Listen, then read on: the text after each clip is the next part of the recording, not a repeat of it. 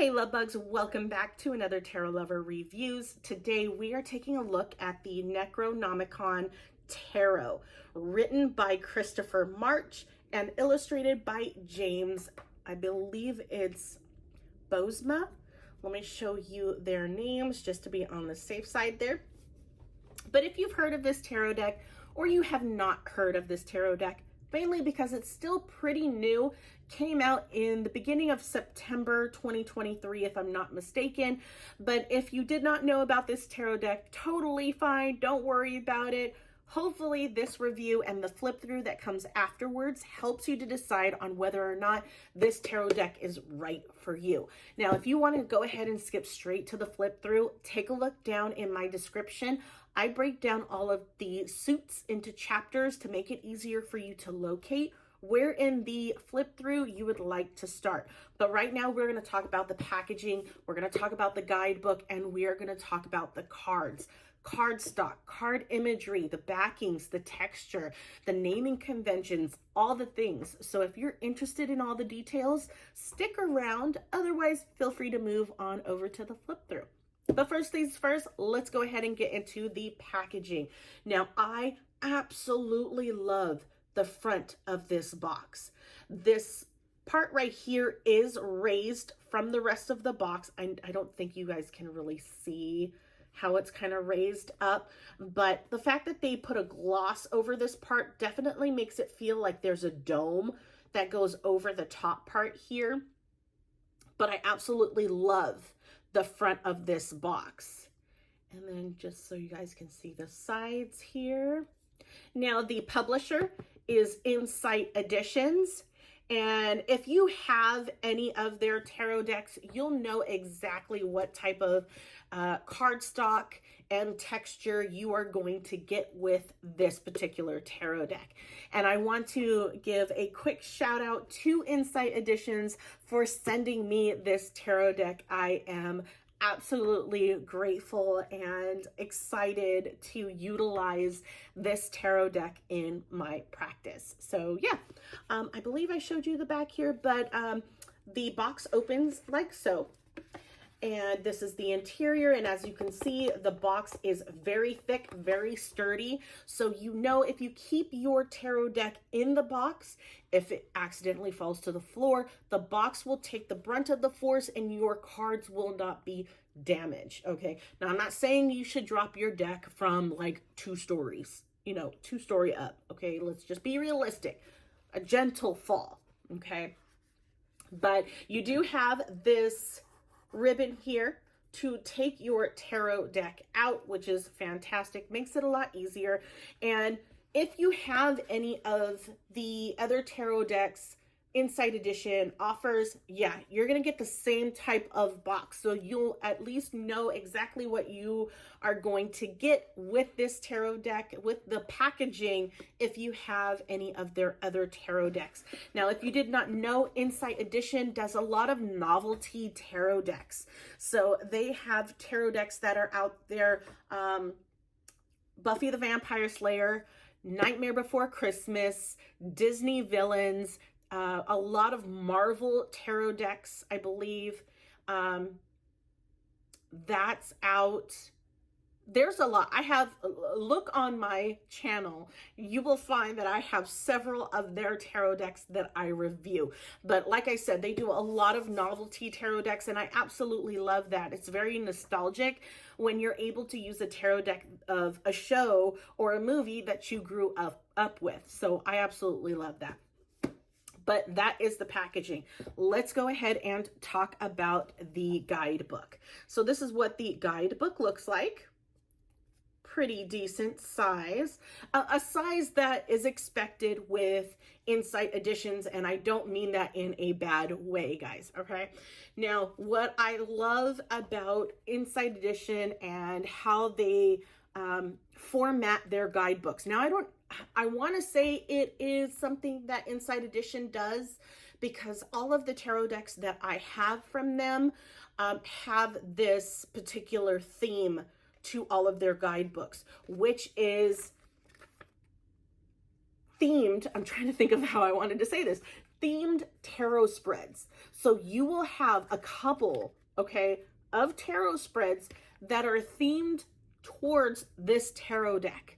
And that just adds a whole new level of being able to connect with your new tarot deck when you are able to use a specific tarot spread that is for that tarot deck. So I absolutely love that they do this for every single guidebook in their in the different tarot decks that they offer. I absolutely love that. Now, in regards to what you will see within the guidebook, it's no surprise you do get a full color picture of each of the cards within the tarot deck. As you can see, the major arcana will take up a full page, whereas the minor arcana will just take a small portion of the page. And each of the cards with the descriptions, they don't have keywords. They basically have just a description of that particular card. They will also include kind of like quotes from different people in the description or the breakdown of that particular card as well. I absolutely love that. I don't think I've noticed that in any of the other ones that they've created where they've added quotes to it. So I like that type of surprise. But yeah, you will notice that you will not get any keywords. You'll just get a brief description for the upright and the reversal of a particular card, and that's it.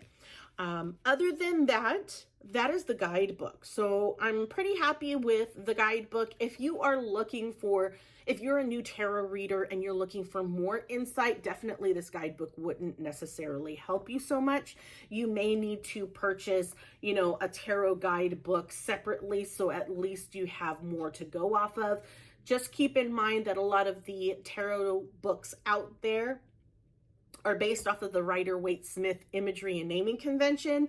And I'm going to get into that in a little bit, but you're going to have difficulties utilizing a separate guidebook if you don't necessarily get too much from this guidebook.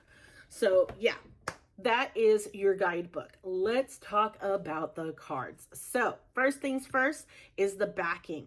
This is the backing of the card. And as I mentioned with all of Insight Edition's tarot decks, their cardstock and the texture of the cards are all the same.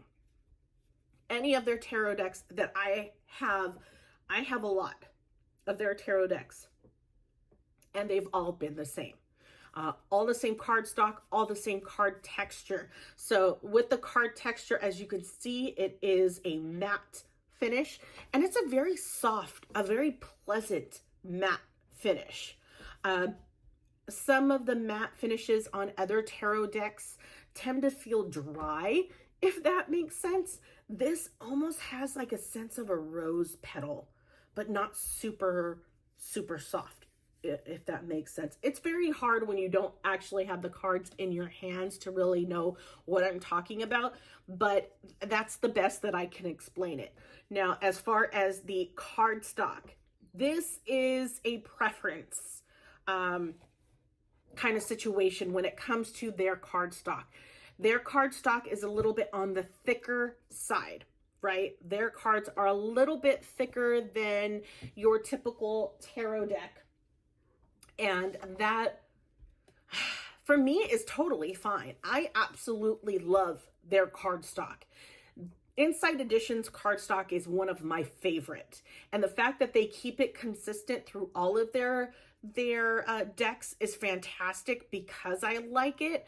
There are some other publishers out there that utilize the same cardstock, but it's cardstock that I don't like. So this might fall under that for you, as a cardstock you don't necessarily like because it's a little bit on the thicker side, which can make it difficult to shuffle in a poker style shuffle or the riffle shuffle. So if you were to split your deck and then try to bend and then shuffle that way, you may find it hard to do because one, the cardstock is a little bit thicker, which does make it a little bit hard, and you have to strain to kind of hold your cards like this, and then to be able to bend the middle so that you can get a good shuffle is also difficult as well.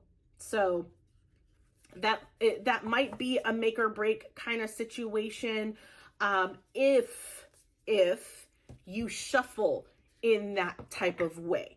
I'm not saying that you should shuffle in a poker style shuffle, right? You can shuffle however way you feel comfortable, okay? Don't take my word for it that, oh my gosh, you shouldn't get this because the cardstock's thick and you can't shuffle it. You don't have to shuffle it in that way. I, for one, changed the way that I shuffle my tarot decks based off of that particular tarot deck that I want to use for that day on its cardstock. If it's a flexible cardstock, then I'll go ahead and I'll shuffle in that poker style shuffle. But if I find it difficult or it hurts my fingers to try to bend a tarot deck because the cardstock's so thick, I won't do it in that way. I'll do your typical under over, kind of shuffle. I'll do it that way. Or you can, you don't have to do, it's totally up to you. It's what I'm trying to say. You do not have to go based off of what everybody else says. If you feel comfortable shuffling it a certain way, then shuffle it that certain way. But for me, I alter the way that I shuffle based off of, one, how I feel that day, and two, the type of cardstock that I am using for that tarot deck. So that is the cardstock. Let's talk about the size. So this to me is your standard tarot size as far as the length. But if I take a standard Rider-Waite-Smith tarot card and I put them together, you will notice that there is a slight difference. So it's a little bit wider. This card is just a little bit wider than your standard tarot card, which is totally fine. For me, I don't even notice the difference, right? I think the only time that I'll notice the difference is when it's too long. Not so much when it's too wide. But that is the size, cardstock, and the backing of this particular tarot deck. Let's go ahead and talk about the imagery and the naming convention when it comes to this deck. So when I go through this, I base my comparisons off of the Rider-Waite-Smith tarot deck.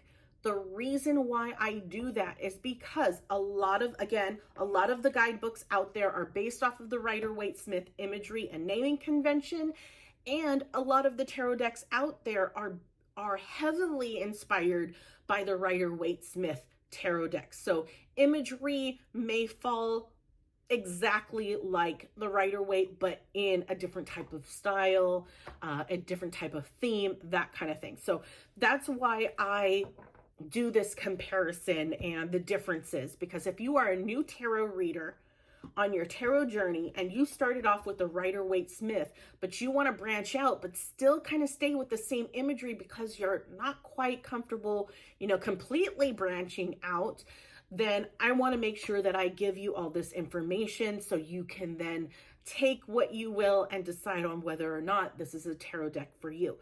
Again, this is my opinion, guys.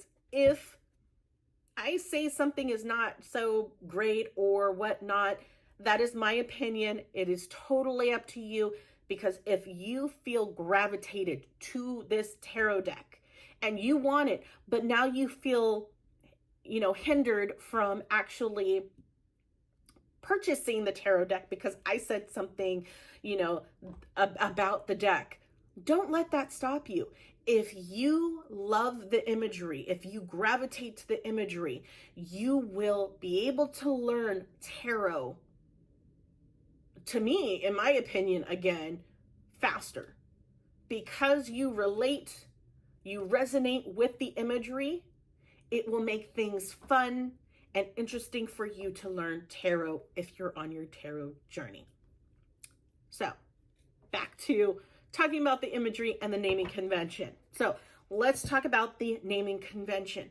The naming convention for the major arcana, all of them except for two cards, the Fool and Death. Those are the only two cards that use the same name as the Rider-Waite-Smith, the Fool and Death. All the other cards are completely different when it comes to their naming. And it is very different, okay? So let me give you one example, and that is the Magician. In this deck, it's manipulation, okay? And it makes sense to me now when I kind of think about it. Yeah, that's true. But I'm thinking of manipulation in a different context, than what's being used for this particular card. Okay. So you may find it difficult, especially if you are a new tarot reader, to utilize this deck, mainly because majority of all the major arcana use a different naming, and thus makes it a little bit harder to know exactly what that card is. The imagery kind of tips you off, and I'll go over that in a little bit. But for the most part, you kind of have to sit with the card to really figure out what that card is based off of in the Rider-Waite-Smith world. So that is major arcana. Minor arcana, definitely some naming changes. So the only thing that stayed the same is Pentacles. So the 4 suits is typically Pentacles, Cups, Wands, and Swords. In this deck, Pentacles is the only thing that is kept. The Cups in this deck is Beakers. The Wands in this deck is Torches. And Swords in this deck is Books. So again, it may be some getting used to when it comes to this tarot deck, but I like it. Definitely the choices of naming convention for the other minor arcana definitely work. I feel like because I've had this deck for a couple of days, I've been utilizing it, using it, and all that good stuff. At first with Books, I thought that was Pentacles until I got to the Pentacles. So definitely the Books one is what will take some getting used to. But when you think about it, Books for Swords makes sense, right? It makes sense in the end. So that is the naming convention. Court cards are the same. Knights, queens, king, queen, knight, page. There we go. Let's just do it in order. Those are all the same, so you don't have to worry about that. Let's talk about imagery. Imagery is based off of H.P. Lovecraft's work, right? You have Cthulhu in here. You definitely get that vibe in this tarot deck. With that being said, it does not follow the standard Rider-Waite-Smith imagery. Okay, so keep that in mind. Not only because it doesn't follow the same imagery, but because this is or could be considered a hybrid pip deck. So what I mean by that, if you do not know what a pip deck is, a pip deck is when each of the minor arcana from number 2 to number 10 do not tell you a story like the Rider-Waite-Smith would. If you were to compare the 3 of Pentacles from the Rider-Waite-Smith to the 3 of Pentacles in this tarot deck, they're different, right? The Rider-Waite-Smith tells you a story. It paints you a picture, right, of what's going on. Whereas in this deck, it doesn't necessarily do that. Let me get the 3 of Pentacles, since that is what I used as an example. So, and you know what?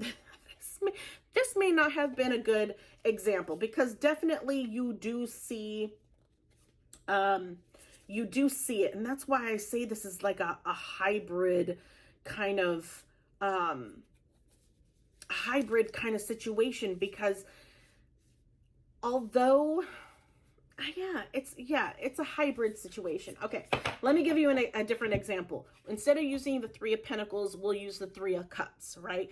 The 3 of Cups in the Rider-Waite-Smith world is the 3 maidens, or the 3 women dancing around with cups in their hands, and they're kind of just cheering to each other, right? That tells you a story. It tells you that there's celebration. The Three of Beakers, you see the beakers, and typically for a pip deck, if you were to remove these hands and just have the beakers, the three beakers, that would be considered a pip deck, because it's literally just showing you that suit in whatever number it is. So if it's a Three of Cups, you're only going to see 3 cups and nothing else. There is no story behind it. There's nothing else for you to go off of. Whereas with this deck, it's a hybrid, because you get the hands, you get more information. So like the Three of Pentacles, you get more information. It's telling you a story, right? So that's why I say this is a hybrid deck, because you still have that pip style where it is just, you know, those particular items and not much else to go off of. But then at the same time, there are other cards within this deck that give you a story, that give you something to work off of, which is why I say that it's a hybrid deck. I have noticed with Insight Editions tarot decks, in the beginning, a lot of their tarot decks were just pip style. You got the number of the suit and that's it. Like there was nothing else to go off of. You couldn't really, you know, you couldn't really unravel the story based off of what you saw on that card. I feel like they are slowly evolving, and they're probably, hopefully, listening to these reviews and kind of taking in. I feel like they are taking in what we say when we review these decks, because I do see the change within, you know, what they have being created. And maybe it's just the illustrator that's changing things up, but I appreciate that. I appreciate that not all of their tarot decks are pip decks, that they are providing some type of story within each of their cards. So I'm happy with that. I'm excited about that. It makes me want to utilize their tarot decks more because of that. I am not a pip deck lover. I love to be inspired by the imagery within the cards. I want something to be invoked within me when I am doing a specific reading and I look at a card and a specific item on the card. You know what I mean? So I'm grateful. I'm happy. I'm excited that Insight Editions tarot decks are slowly evolving when it comes to their imagery. And yeah, I'm excited to see what else they release from their creators. And yeah, so hopefully I apologize, this was a long review, but hopefully this review has helped you in some way. If it has, leave me a like and take a look at my channel. See if there are any other tarot decks that I've reviewed that you're interested in. If you do not find a tarot deck that you're interested in that I haven't done a review on, leave me a comment down below. Let me know what that deck is, and chances are, hopefully, I already have that deck. If I don't, then you just gave me a reason to purchase another deck. Sorry, wallet. Anyways, here comes the flip through. Enjoy, and I will talk to you guys later. Bye, guys.